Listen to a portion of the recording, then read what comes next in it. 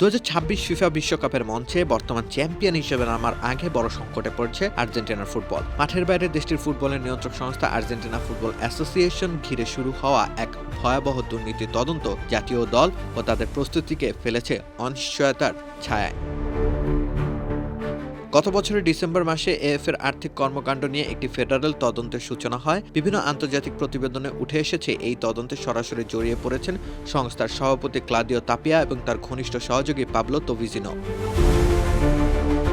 তদন্ত এগোতে এগোতে নজরে আসে বুয়েন্স আয়ার্স প্রদেশের ভিলা রোসায় অবস্থিত একটি বিশাল র্যান্চ স্টাইল কম্পাউন্ড। প্রায় 11,34,352 বর্গফুট আয়তনের এই সম্পত্তিটি অভিযোগ অনুযায়ী তাপিয়া ও তোভিজিনোর মালিকানাধীন।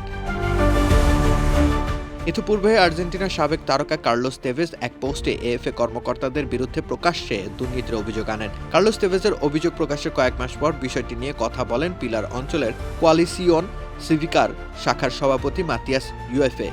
ম্যাজিক হার্বাল টুথপেস্ট দূর করে দুর্গন্ধ সৃষ্টিকারী দাঁতের সমস্যা। ইয়েস, দেখাও তোমার ম্যাজিক। তিনি রয়টার্সকে জানান তিনি ও তার সহকর্মীরা ওই সম্পত্তিতে কাজ করা প্রায় 10 জন কর্মচারীর সঙ্গে কথা বলেছেন। তাদের বক্তব্য অনুযায়ী তাপিয়া কিংবা তোভিজিনোকেই তারা ওই জায়গার প্রকৃত মালিক বলে মনে করতেন। ইউএফএ আরও জানান একজন কর্মচারী জানিয়েছেন একবার ক্লাদিও তাপিয়া হেলিকপ্টারে করে সেখানে আসেন এবং কর্মকর্তাদের মাঝে ফুটবল জার্সি উপহার দেন। ফিফা বিশ্বকাপ শুরু হওয়ার আর 5 মাসেরও কম সময় বাকি। তার আগে এমন বিতর্ক আইনি জটিলতা আর্জেন্টিনার ফুটবলে কতটা প্রভাব ফেলবে সেটাই এখন সবচেয়ে বড় প্রশ্ন। রাকিব হোসেন রুম্মান, খেলা 71।